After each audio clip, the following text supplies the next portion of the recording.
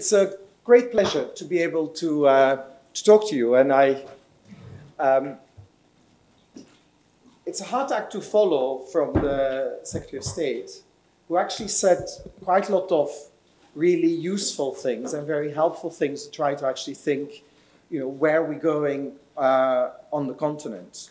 At the same time, I think it's very important that when we are setting up and are setting ourselves up for engaging more with Sub-Saharan Africa, with North Africa, to actually do this with our eyes open, okay?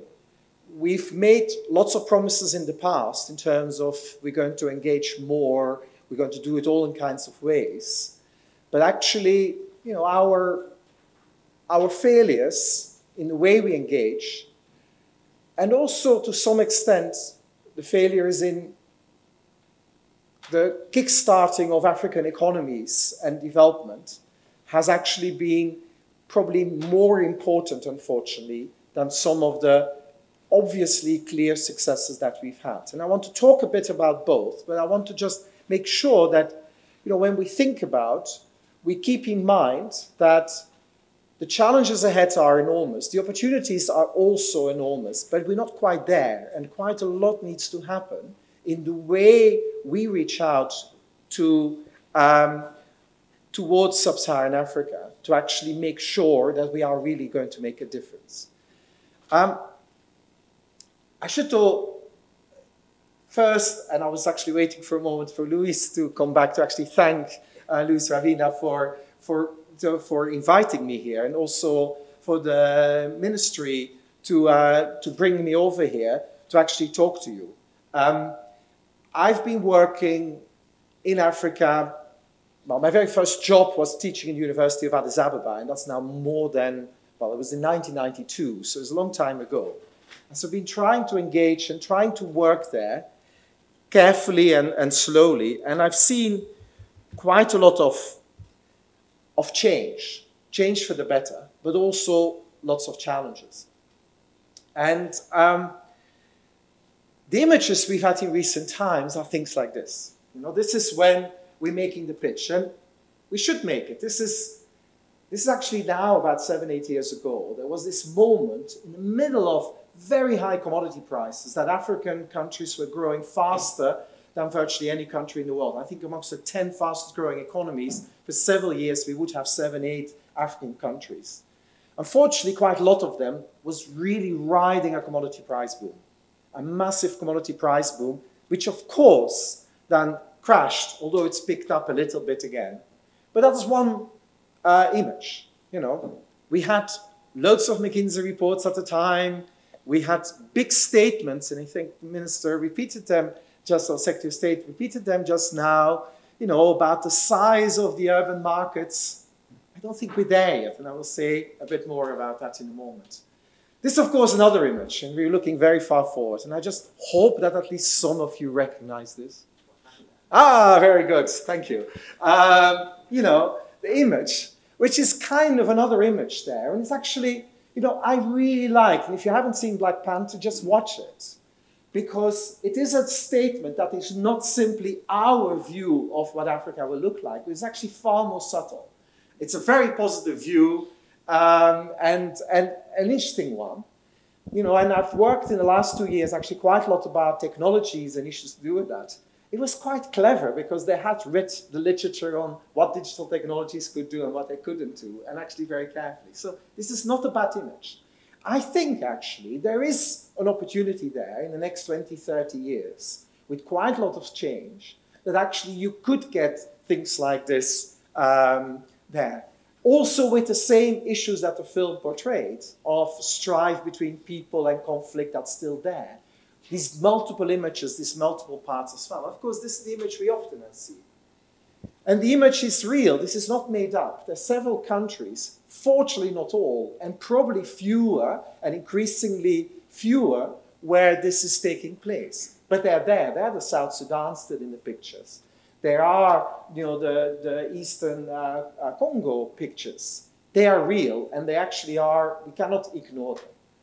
In fact, and it's one of the things that I want to emphasize, is this idea of there's multiple Africas emerging. You can't talk about Africa. In fact, it's been for a long time the image that we often have talking about the developing world as if there is a developing world.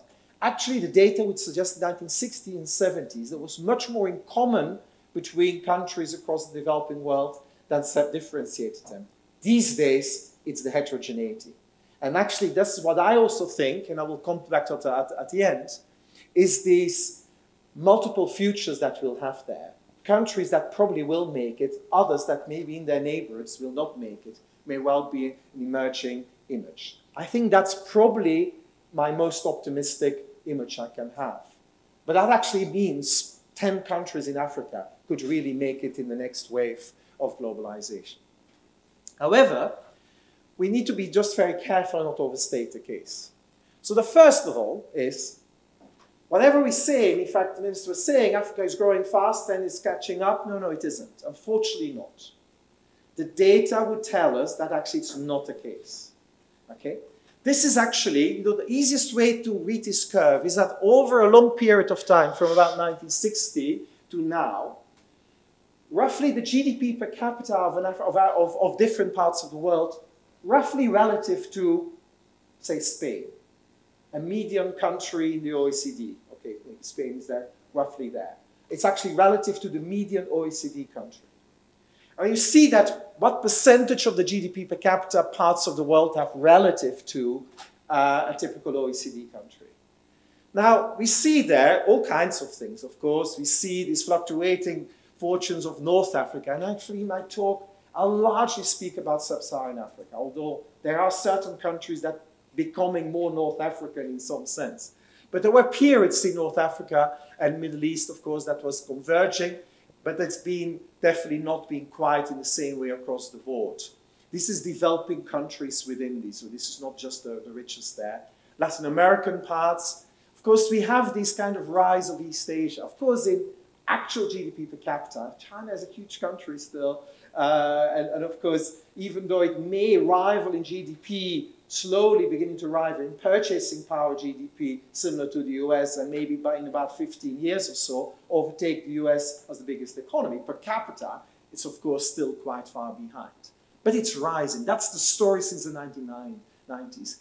Asia growing very fast, a real developing country area that actually is keeping up, is growing and starting to converge to the rest. South Asia doing this gradually more and more. This is largely India. This is what's been happening in sub-Saharan Africa. It's been losing ground, if anything. Yes, it recovered a bit in 2000. This is the commodity price period, but actually since then stagnated again. This is not convergence. This is actually still, if you think of it, in actual dollars, basically on average, it's about 1/10 of the purchasing power in actual global dollars. Not in what you can buy in the world markets with these dollars, maybe 10%. That's still very limited. And that's a bit of the issue. If you see this a bit more clearly, this period of takeoff in East Asia is actually the period where Africa stayed behind. And then the rest of Asia, like here South Asia, started following. And that actually has been the story. In the developing world, generally speaking, not in specific cases, but generally speaking, Africa has been staying behind. So there's other ways of expressing that, slightly different ways for the Puritans on you. This is in purchasing power, the East Asian part rising very fast, South Asia, Sub-Saharan Africa probably since the 1980s increasing, but being well below these levels that it had been before. Of course, with huge heterogeneity. There's quite a lot of purchasing power in Southern Africa. Of course, these are middle-income countries. There is quite a lot of purchasing power like in Equatorial Guinea. Yeah, it's $38,000 per capita. But population-wise, these are not the biggest areas of population. It's Nigeria is the biggest country in population. Ethiopia follows. They have different shades still, and the deeper red are still considerably poorer countries. So you get this heterogeneity there that is happening. So this may be a moment to say it. You know, the number 300 million middle-class Africans has been mentioned. Well, yes, if you count Egypt and North Africa, maybe.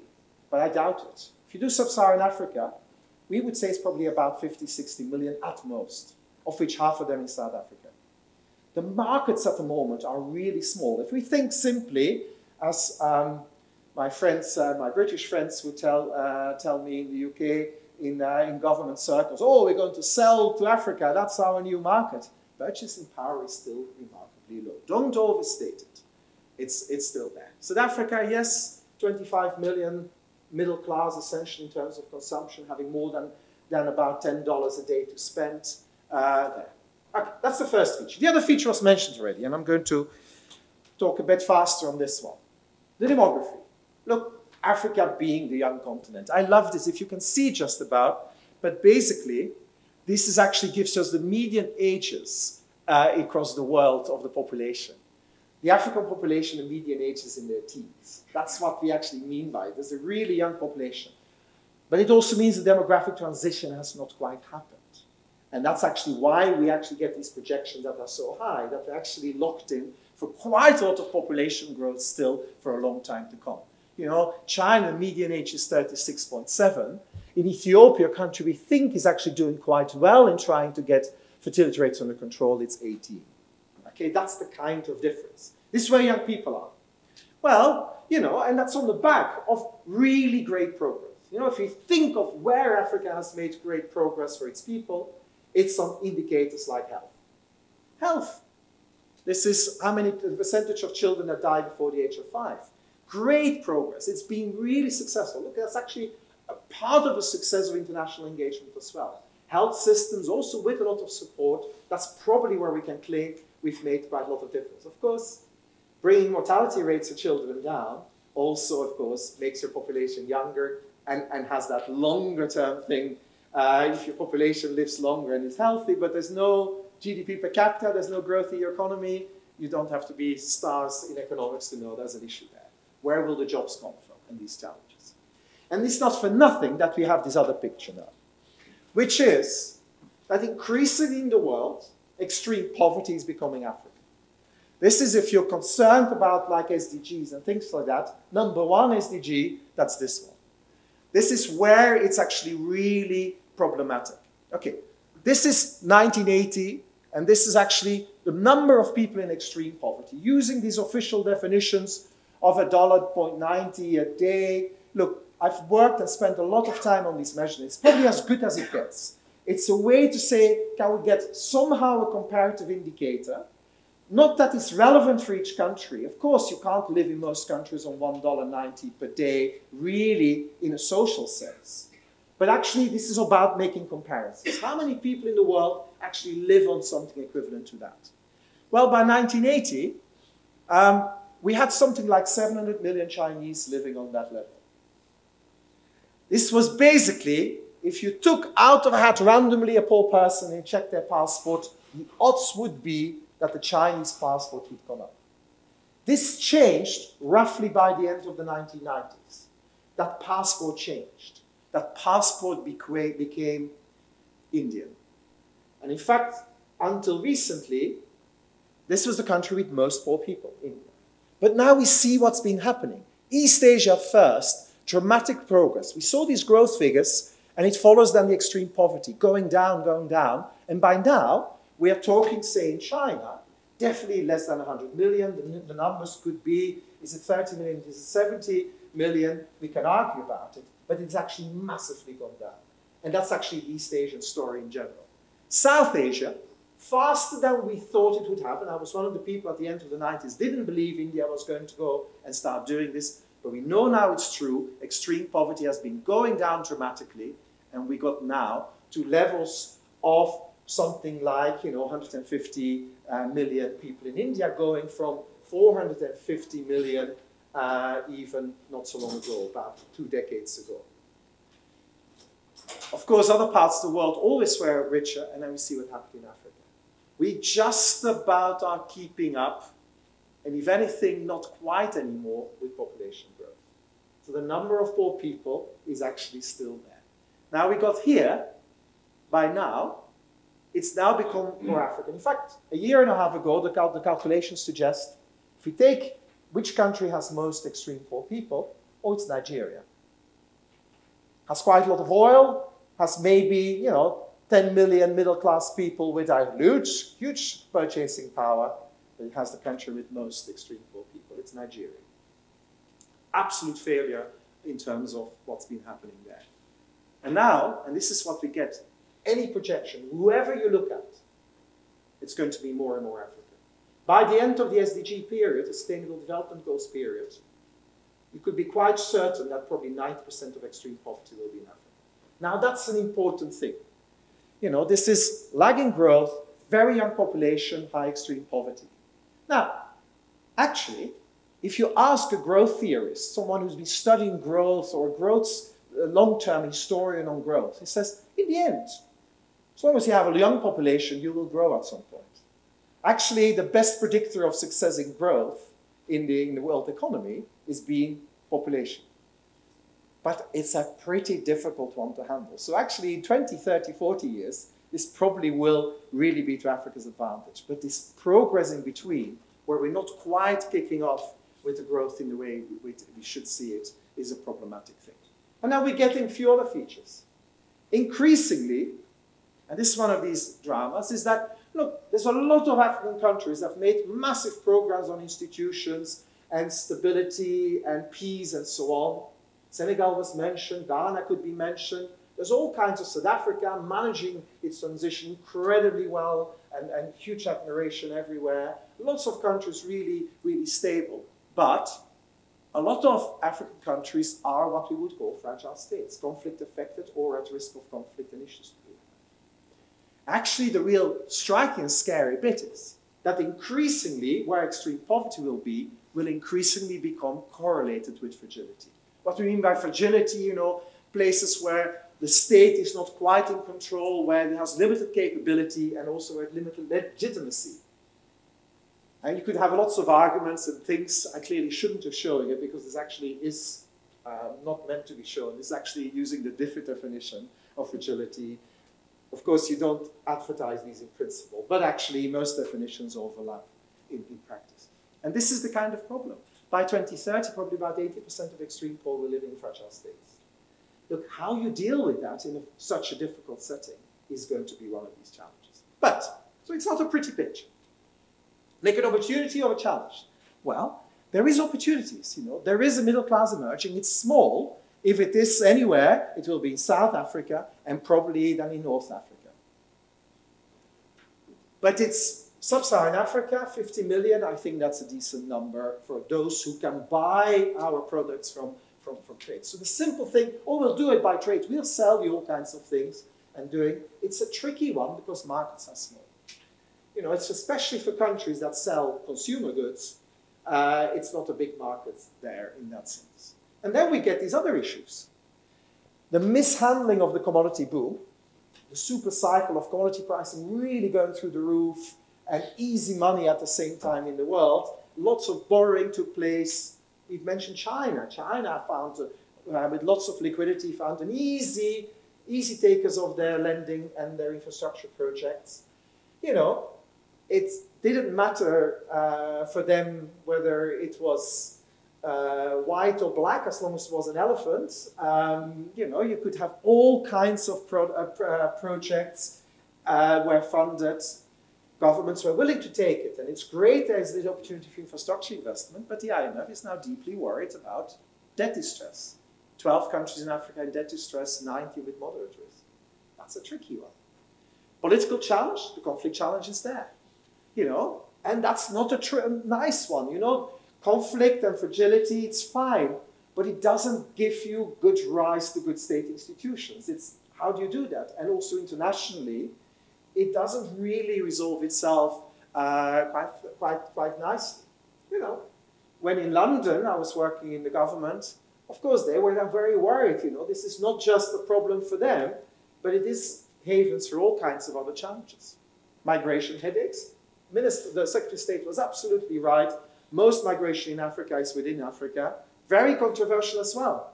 You know, it's very controversial in South Africa as well, how that's handled. It's very controversial in Ethiopia. On the migration of the Somalis at the moment. And sorry, very controversial, I meant in Kenya with the Somalis. In other countries, they handled it better. Of course, we get these kind of challenges. So, and then future challenges, well, climate change will hit as well. And it will hit poorer places much more much more fundamentally. It will hit them much more problematically than actually richer countries. Richer countries can cope, they can handle these things, extreme events. And that's actually probably the best way to think of the concept of climate change in Africa. It's not that on average agriculture will be harder, it's actually the extreme events that will happen in the countries that will be hit. So, the pockets of progress, Southern Africa, I already mentioned it. Ghana, a middle-income country with 7 peaceful elections and transitional powers. Senegal, always been a beacon of stability there. Ethiopia, Rwanda, in other ways. Conflict-affected states that have turned into fast-growing economies.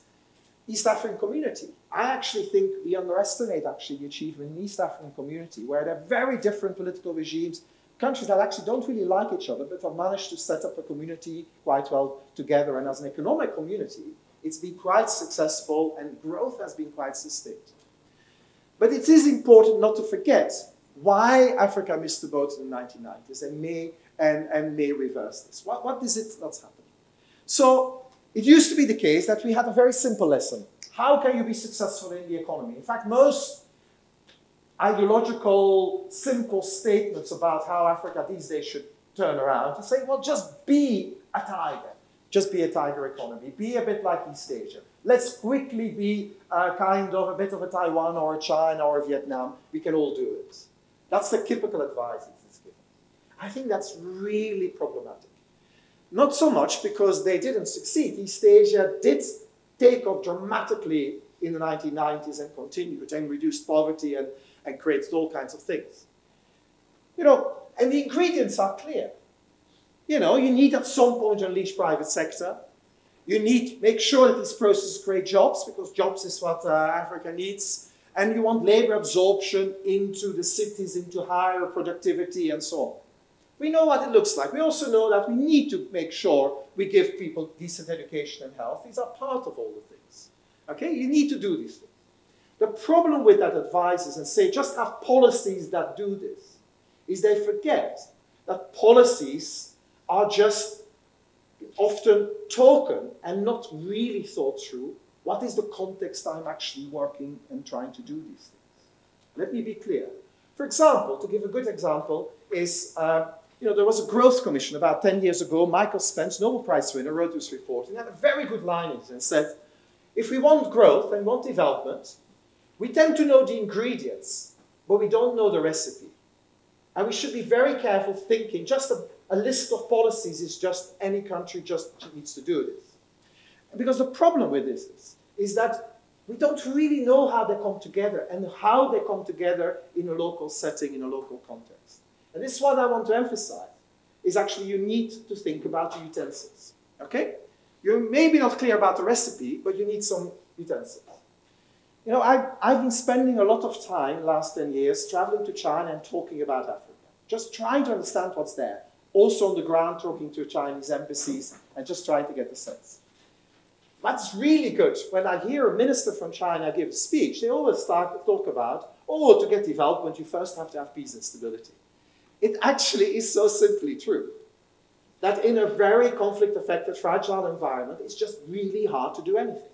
And you can't really change it. You better start with that and understand that you need to do it. So don't try to do just good monetary policy if meanwhile, think 2010 in South Sudan, yes, there was peace, but it was all hugely fragile still. Let's not get them first best, nice, beautiful monetary policies and fiscal policies and nice public expenditure reviews and so on. No, just know that this can go pear-shaped as it is. That's so obvious that you can't get it. But you need more. And you need another thing here, is that you need something to do with the state. And I call this an effective state. I don't call this a strong state. I call this an effective state. Somehow the state plays a role. And there's lots of people here involved in policy making. The state plays a role in policy making, setting the environment and so on. You want it to function in a way that it allows economic growth and social sectors, these things above, will start coming. Actually, the most important bit is that the state should be self-critical what it can do. Put it very simply, if I'm in China, the Communist Party, and take power, and I know I have 3,000 years of history of strong civil service, of a state that actually knows how to raise taxes and organize itself. Yeah, surely I can use the state. I can actually use the state and I can do this. Actually, that's the striking thing. China wasn't successful because it chose simply ideologically that the state should lead. Of course, it did it ideologically, but it was quite lucky because it's actually a strong state to deliver all this. A long history of it. Another country that actually has been remarkably successful in getting growth, probably 6–7% per year for the last 15 years, and actually lots of poverty reduction, another Asian country, Bangladesh, not the country you usually look at. An absolute mess, deeply corrupt states, politics that's totally pear-shaped. But really booming export industry, managing to use as partly as takeoff very effective social services in the countryside, not delivered by the state, but largely by the biggest NGO in the world, BRAC, and similar organizations. I call that a mature state, a state that says, you know I can't be bothered, but I also know I can't do it. Let me not get involved in these things. And let the private sector do the growth in governments, and let the NGOs then that we have here do it. I know what I can do, and I let them get on with it. I call that a mature state. A bit lucky and so on, but just know what your state can do. That's an important thing. And then finally, you want to have a politics in which leaders and elites are committed to growth. Actually, that's for me the biggest lesson from China. It's not what I usually lecture on, is that you have to do infrastructure-led development or that you need to do some P versus S private sovereign arrangements or whatever the language would be. No, actually, very simply, it really helps if you really start with a fundamental commitment of leadership that to get legitimacy, I better make sure that we deliver some growth and development. That's what Deng Xiaoping understood. If I want, after the Mao time, understand how I can make progress and keep this country together, I better start delivering for people. Look, it seems self-evident, but that's when people say Lee Kuan Yew in Singapore. He understood he need to get that economy growth. Very different ideologies, but that's actually very much probably the one lesson from East Asia, is fundamental political commitment for growth and development. I know I'm going to run out of time, so I'm going to try to actually say, well, what does it mean with Africa? Well, there's a bit of the problem. This is not about state-led versus market-led, not even simple recipes of good policies. It's actually, which countries are successful, is actually that I carefully think about how they actually get their peace and stability. They're getting actually a state that knows how able it is and not tries to overdo it. And thirdly, that actually has leadership that is committed to actually make development and growth something happen. This is not about elections. This is actually legitimately seeking behavior. I need to get legitimacy to my people. And that's actually far more important. Actually, funnily enough, Communist Party of China has a strange form of accountability. He has only accountability to 4 million people, the members of the Communist Party.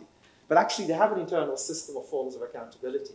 We tend to like it. We come out of traditions of enlightenment that we like it, all people to have some form, to have that accountability role. But it doesn't get delivered necessarily by an election. In fact, the last thing, sometimes I would advise foreign ministries to say, let's push for an election, it will all solve. We had the Malawi election. Will anything change? No.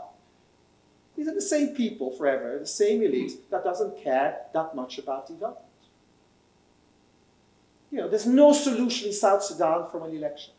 In fact, if anything, it makes it worse. In Somaliland, pushing from the European Union and from the Brits and from the Americans for elections actually got the social contract broken. And now it's more fragile than it was before. Anyway, and that's what we have. And I should be conscious that we should be conscious of how we develop. We didn't start, the only way to get any progress in our society is that we must start with some kind of clear set of recipe. We look at Spain, or Portugal, Britain, France, very different evolutions through history and how we got there. And it's actually conscious of how we got it. So very simply, there are no tigers in Africa.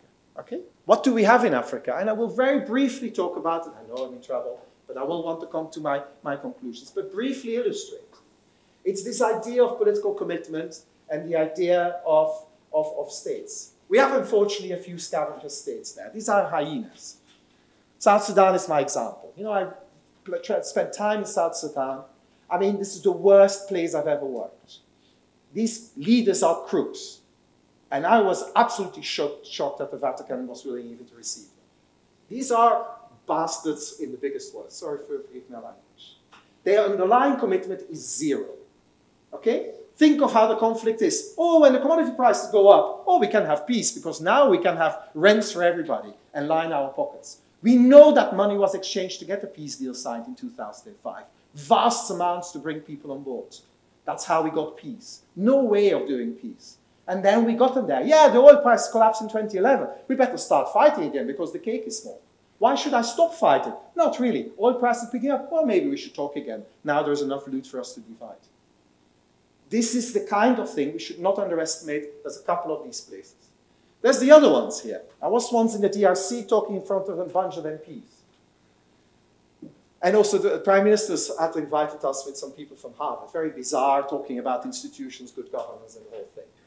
And they said, you know, the speech of the Prime Minister was, this is why I used that analogy of the tiger. He said, we're going to be African tiger. You know, there is no African tiger. But anyway, we're going to be one. We're going to be that tiger economy. We're going to do it. We're going to succeed.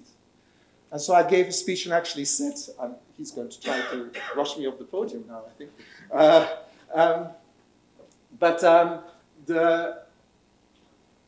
But basically said, look, there's no tigers in Africa, but there's plenty of tiger fish. And if you look it up on Wikipedia what a tiger fish does, tiger fish basically lives off eating little fish.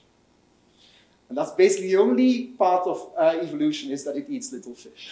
These are the kind of thing, quite predatory states that actually looks for it, where basically politics is zero-sum game, where basically I need to get it, otherwise someone else gets it. I need to eat and so on. So there's a couple of these states. DRC is the clear example. DRC is shocking because we know by 2030 it will be the country with the second largest number of extreme poor people. Of course, the other one, where I'm really, and that's more heterogeneous, where I really worry about, is actually Nigeria. Nigeria, the biggest economy. Actually, it is, to a large extent, has lots of predatory aspects of it. This is not typically a political elite that wants growth. It's a political elite focusing on dividing the small amount of oil that they, relatively speaking, have. But if you can divide it within a relatively small number of people, actually it's a pretty good sum. On average, there's about $250 worth per capita oil in Nigeria. But if I can divide it amongst 1 million people, actually it's a nice, nice sum. And that's the problem. There's some really entrepreneurial forces in Nigeria, but politics is still around us. Unfortunately, fortunately, that's not the only story. Most of the stories is actually about more this kind of economies. This is a bit like, you call this the hippo economies, but these are the ones that we have been for very long times, and actually still in Europe, only slowly have grown out of. And this is basically hippo states. And what we mean by that is actually neo-patrimonial states, a bit like Max Weber used to call about states that are fundamentally about redistribution between elites and not about growth. So they're committed to growing the cake, but it's about trying to redistribute. Okay?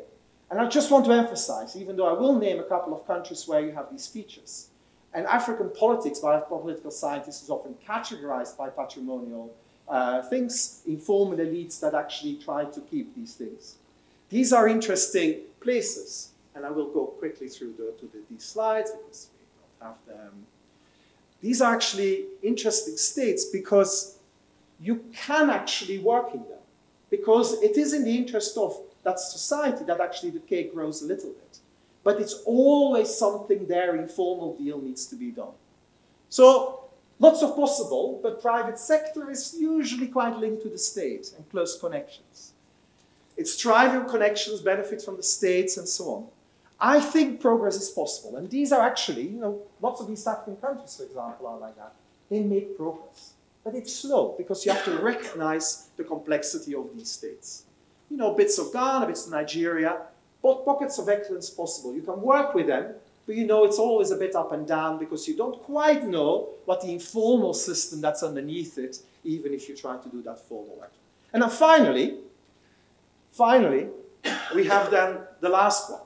There's a small group of countries in Africa.